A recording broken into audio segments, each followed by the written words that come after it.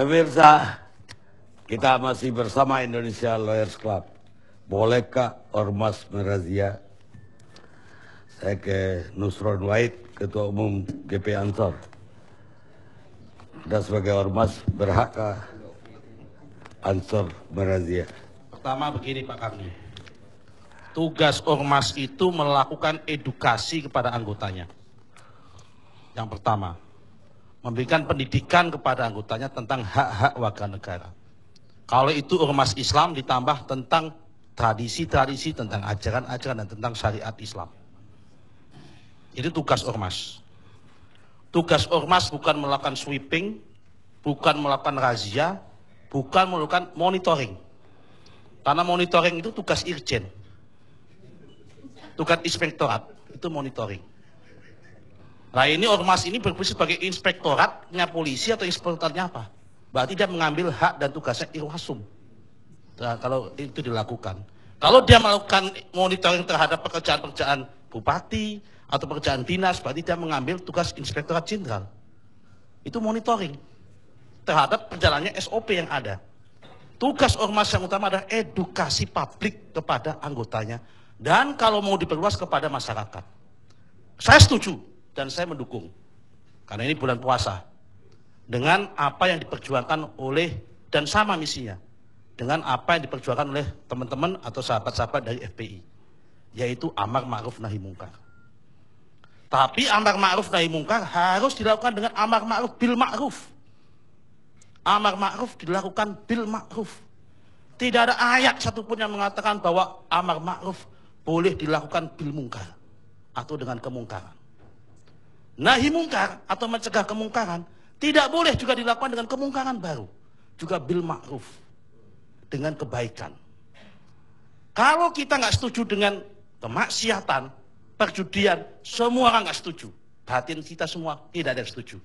Lebih baik teman-teman FPI kalau kita setuju sepakat, minta ini ditutup, besok pagi kumpul di mana, kita datangin kantor polisi, kita datangi Pak Bupati atau Bupati Kendal, tutup. Proses secara legal tutup karena ini tidak sesuai dengan undang-undang. Ada saluran-salurannya. Kalau saudara Beni tadi dari wakil ketua DPD tidak bisa menekan Kepala Kapolres, tidak bisa menekan Bupati, datangi kantornya. Ada lembaga aspirasi karena DPRD adalah lembaga aspirasi. Datangi saudara Beni sebagai ketua DPRD, Anda dapil sana. Kalau tidak bisa menutup itu, memperjuangkan itu, kau nggak akan saya pilih lagi. Contoh misal, datangi Bupati. Bupati kita datangi. Kalau Bupati nggak bisa menutup itu, karena ini semua keberatan, pilkada nggak saya pilih lagi. Atau bagaimana? Ini adalah aturan main yang ada. Bukan kita menjadi polisi sendiri. Bukan kita menjadi hakim sendiri. Ini adalah tata aturan kita dalam bernegara. Tidak ada ekstra konstitusional. Tidak ada extraordinary oleh kelompok manapun dan dimanapun. Pak Karni, kami juga mempunyai anggota kami yang melakukan kekerasan. Contohnya di Sampang, konflik antara Sunni Syiah. Beberapa anggota kami terlibat. Sebagian saya serahkan pada polisi. Yang ada seperti itu. Kami yang melakukan. Setelah itu kita larang. Kita edukasi dan sebagainya. Kita lakukan. Hampir semua komunitas mempunyai pengalaman-pengalaman dan mempunyai anggota yang juga mempunyai potensi melanggar undang-undang, mempunyai potensi untuk kekerasan. Inilah tugas kita sebagai pemimpin. Fungsi ormas di sini. Inilah pentingnya undang-undang ormas. Salah satunya adalah melakukan diseminasi, melakukan literasi, melakukan penetrasi, edukasi kepada publik tentang pentingnya bagaimana undang-undang, hak-hak warga negara, toleransi, menghargai satu dengan yang lain. Bukan menjadi hakim baru, bukan menjadi polisi baru. Kalau saya jadi Kapolres, kalau saya jadi Wakapolres, saya jadi polisi, saya marah. Saya tersinggung. Kenapa? Tugas-tugas kami diambil alih oleh orang lain. Kalau saya jadi Irjen, saya juga tersinggung. Tugas-tugas kami diambil oleh orang lain. Tapi saya setuju dengan teman-teman FPI. Di sini kita harus perkuat aparatur negara, polisi, aparat keamanan supaya tegas. Jangan, saya setuju dengan teman-teman FPI, kalau memang benar saya katakan benar. Teman-teman FPI mengatakan, kenapa maksiat dikelola? Setuju. Kalau memang aturannya tidak boleh mengadakan, tidak ada, harus ditutup. Tapi kalau kita polisi mengatakan jangan berbuat maksiat, masih ada yang berbuat maksiat, kita lihat dulu dia melakukan di mana, di ranah publik atau di ranah privat dan sebagainya. Polisi adalah polisi negara, bukan polisi privat. Dia adalah melindungi hak-hak domain-domain publik, bukan domain-domain privat. Selama dia melakukannya itu, melanggar domain-domain publik, polisi harus kita perkuat, polisi kita tuntut untuk lebih tajam. Tapi kalau itu adalah domain-domain privat, polisi tidak boleh masuk ke situ. Nah, tinggal kita lihat bahwa pelacuran, kemaksiatan itu dilakukan dalam rangka domain privat atau domain publik. Kalau domain privat, urusannya individu dengan Tuhan. Itu adalah hak-haknya. Pak Karni berjalan dengan selingkuhannya, misalnya dengan siapa, itu urusan Pak Karni dengan Tuhannya. Contoh, urusannya dengan Tuhannya, bukan domain polisi lagi. Kecuali kalau istrinya Pak Karni mengadu, itu lagi jadi domainnya polisi sudah. Itu berarti adalah domain-domain publik. Semoga Pak Karni tidak selingkuh masalahnya. Makanya itu namanya kelah delik. Kenapa? Jadi delik aduan absolut. Delik aduan absolut. 284 KUHP. Aku nggak tahu Bang. Ya kalau harus mengadu. Ya. Jadi kesimpulannya yang mungkar itu tidak bisa dihadapi dengan mungkar. Amar ma'ruf harus dilakukan bil ma'ruf. Wa nahyun anil mungkar wa laisa bil mungkar. Melakukan amar perintah kebaikan harus dilakukan dengan kebaikan. Mencegah kemungkaran tidak bisa dilakukan dengan kemungkaran juga, tapi dengan kebaikan juga. Kita lihat, tidak bisa dibuat kesimpulan bahwa orang yang menolak FPI di Sukoharjo kemudian pro maksiat, nggak bisa. Mungkin yang menolak FPI di Sukoharjo itu karena apa? Geram, kesal melihat perilaku yang tidak sopan, tidak simpatik dan sebagainya. Mohon maaf, mungkin seperti itu. Boleh mengatakan dibantah itu, kami tidak melakukan itu, tapi ini masalah persepsi publik. Mengatakan tidak sopan dan sebagainya. Tugas daripada pendakwah, tugas daripada ormas itu menyampaikan kebaikan kepada masyarakat dengan cara yang baik. Wajadilhum billadzi ahsan. Itu adalah. Terima kasih. Bu Randa. Oke, selamat malam semua. Kemarin kasus ini dibahas di sebuah debat di televisi yang sama. Dari peristiwa kemarin ke peristiwa sekarang, saya semakin yakin dengan apa yang sudah saya lakukan sejak tahun lalu, bahwa FPI harus bubar. Harus. Ini organisasi bahkan tidak mampu memimpin dirinya. Belum mampu menjadi sebuah organisasi. Kalau ditanya ke sini, oh ya itu nanti mau di cross check. Lalu orang membawa bukti, oh itu kan belum tentu terjadi, nanti kita cross check dulu. Jadi semua kebenaran ada di tangannya FPI. Ini keterlaluan.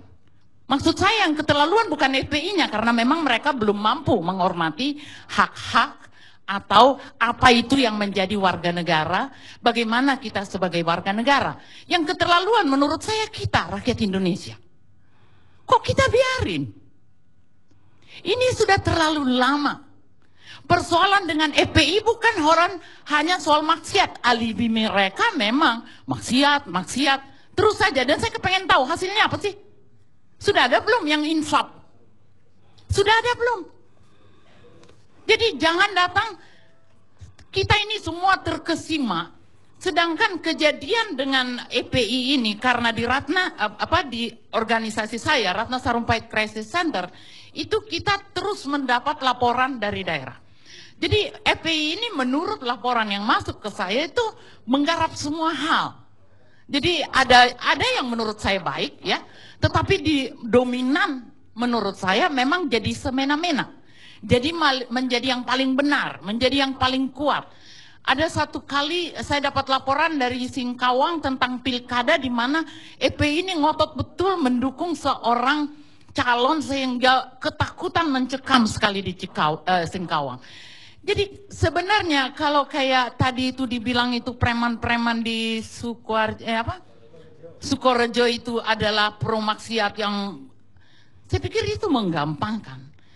Menurut saya, menurut yang saya teliti juga ya, FPI ini sudah menjadi public enemy. Jadi sebaiknya FPI itu bercermin. Sebaiknya malah jangan dibubarkan, tapi membubarkan diri dulu. Apa sih? Itu kan nggak jadi neraka kalau bubar dulu. Bercermin dulu, bikin pengajian dulu, belajar lagi tentang bagaimana hak-hak warga negara, seberapa banyak Anda sudah menyakiti orang. Sebab persoalan FPI nggak pernah selesai. Polisi juga di sini bermasalah. Dari tadi aja Bapak yang dari Temanggung, ya selalu mengatakan kan sebuah organisasi, bahkan menyebut FPI tidak berani. Ini kenapa? Ada masalah apa kita dengan FPI ini? Hanya karena mereka sering membawa-bawa agama. Apa kita semua nggak beragama di sini? Kita juga beragama. Kita juga mengerti bagaimana menghormati adat, menjaga adat. Bukan hanya FPI yang mengerti adat. Jadi aku minta dengan sangat supaya SBY lihat ini. Mudah-mudahan dia nonton ini, pertemuan ini. Sebenarnya kalau dia ada akalnya sedikit, dia tahu bahwa ini udah masalah. Dan bahwa dia harusnya tahu bahwa ini sudah harus dibubarkan. Jangan nunggu undang-undang. Masa ada masalah di negara terus kamu bikin undang-undang dulu? Itu hukum itu presiden. Itulah gunanya ada presiden. Masa itu aja mesti diajarin? Cukup. Ruth, waktu kita terbatas Pak. Jadi kalau ada baru saya kasih. Karena belum semua narasumber dapat. Terima kasih Bang Karni.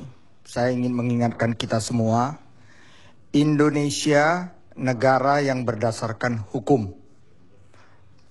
Kita mempunyai landasan landasan ideologi yaitu Pancasila. Hukumnya, landasan konstitusional Undang-Undang Dasar 45.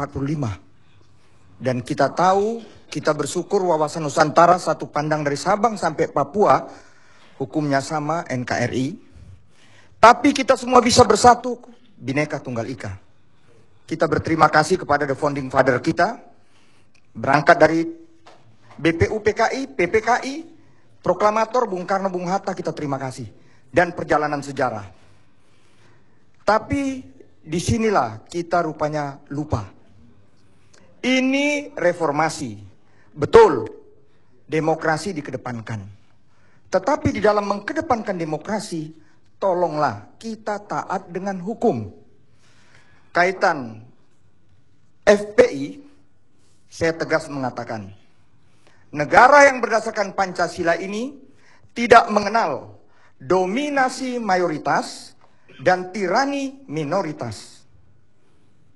FPI kalau kita lihat, maaf saja, mereka minoritas, tapi mereka ingin melakukan tirani. Mereka mau mengajak mayoritas muslim yang ada di Indonesia, tetapi muslim di Indonesia, muslim yang sangat menghormati etika, muslim yang sangat santun. Muslim di Indonesia menjadi teladan muslim dunia. Ini fakta. Nyatanya FPI harus ingat, sekarang biarlah polisi dengan tugasnya. Biarlah semua yang berkaitan dengan itu dengan tugasnya. Tetapi suara rakyat, suara Tuhan. Harus diingat, sekarang FPI lagi berhadapan dengan rakyat. Contohnya yang terjadi di Kendal.